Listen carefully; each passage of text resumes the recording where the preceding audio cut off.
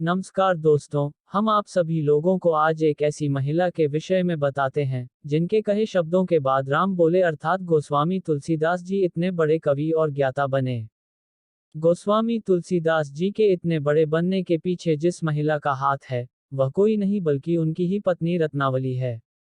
रत्नावली बहुत ही पढ़ी लिखी और ज्ञानी महिला थी, लेकिन वे बड़े ही गलत फैसलों में तुलसीदास जी को कुछ कटु शब्द कहती हैं, जिसके कारण उन्होंने अपनी पत्नी का त्याग कर दिया। आज आप सभी लोगों को हमारे द्वारा लिखे गए इस लेख में रत्नों के जीवन के बारे में जानकारी से संबंधित विशेष जानकारी दी गई है। रत्नावली के जीवन का परिचय से संबंधित जानकारी प्राप्त करने के लिए आप सभी लोग बिल्कुल सही जगह पर आ गए हैं, क्योंकि आप यहाँ पर रत्नावली कौन है, रत्नावली का जन्म, परिवार संबंध, पति और उनके विवाह संबंधी जानकारियां बताएंगे।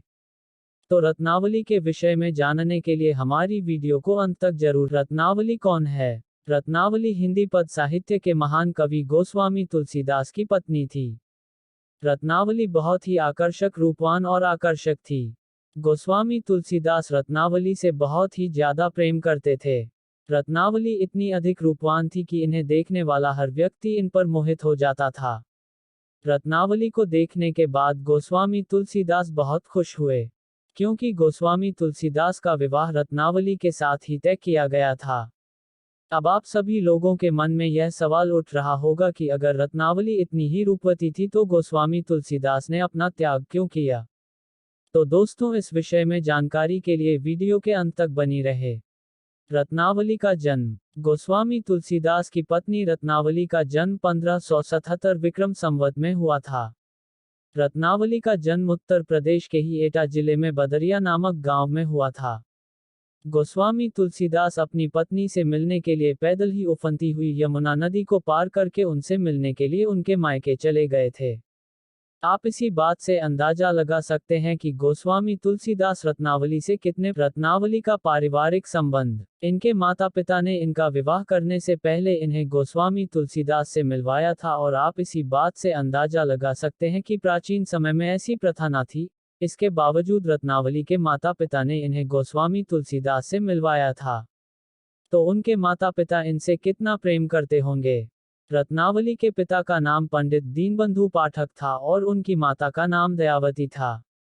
उनकी माता का जैसा नाम था वैसा ही काम भी था, यानी उनकी माता बहुत ही ज्यादा इन पर मरती थी। रत्नावली का विवाह। गोस्वामी तुलसीदास और रत्नावली का विवाह 1589 विक्रम संवत में हुआ था। इन दोनों में काफी गहरा प्रेम था। गोस्वामी तुलसीदास 1604 विक्रम संवत में रत्नावली से अलग हो गए। तुलसीदास जी ने रत्नावली का त्याग क्यों किया? जैसा कि हमने अपनी पीछे वीडियो में बताया है कि गोस्वामी तुलसीदास अपनी पत्नी रत्नावली से बहुत अधिक प्रेम करते थे। जब गोस्वामी तुलसी की पत्नी कुछ दिनों के लिए अपने मायके में रहने के लिए चली गई थी तो उनसे गहरे प्रेम के कारण गोस्वामी तुलसीदास उन्हें देखे बिना ना रह सके और उन्होंने अपनी पत्नी से मिलने का फैसला उसी समय किया। गोस्वामी तुलसीदास पैदल ही रात के समय अपने घर से निकल जाते हैं। रास्ते में उन्हें कई बाधाओं का भी सामना करना पड़ा। वे अपनी पत्नी से मिलने के इस जोश में उफनती हुई यमुना नदी को भी पार कर गए। तुलसीदास जी इतने उत्साहित थे कि उन्हें नदी में एक नाव दिखाई दी। नाव का सहयोग लेकर तुलसीदास जी ने नदी को पार किया। अत्यधिक उत्साह के कारण तुलसीदास जी ने जिसे नाव समझा था, असल में वह तैरती हुई लाश थी और वह उसी लाश को नाव समझकर यमुना नदी को पार कर गए। जब तुलसीदास इन सब बाधाओं को झेलते हुए अपनी पत्नी के घर पहुंचे तो उन्होंने देखा कि घर के सभी दरवाजे तो बंद हैं। इसके बाद वे छत से नीचे लटकी रस्सी को पकड़कर छत पर चढ़ जाते हैं। वास्तव में वह रस्सी नहीं बल्कि एक सांप था। जब वह अपनी पत्नी के पलंग के पास पहुंचे तो उनकी पत्नी जाग जाती है और काफी गुस्से में वे बोली कि जितना प्यार तुम मुझसे करते हो, यदि उतना प्रेम भगवान श्री राम से किया होता तो है जरूर ही ईश्वर के दर्शन हो जाते। तुलसीदास ने उन्हें समझाने का बहुत प्रयास किया, लेकिन वह नहीं चुप हो सकी और ऐसे ही कटु शब्द तुलसी जी को बोलती रही। गोस्वामी तुलसीदास को उनकी बातें काफी बुरी लगती हैं और गोस्वामी तुलसीदास उनसे ऐसा कहकर वहां से निकल जाते हैं कि मैं भगवान की भक्ति ही किया करूंगा और इसके अलावा तुम्हारा चेहरा कभी भी नहीं देखूंगा। और ऐसा कहकर उसी लटके सांप को पकड़कर वापस यमुना नदी को पार करके अपने घर पहुंच जाते हैं और भगवान श्री राम की भक्ति में लीन हो गए। जब तुलसीदास जी की पत्नी मायके से तुलसीदास के घर पहुंची तो उन्हें ना पाकर बहुत चिंतित हुई।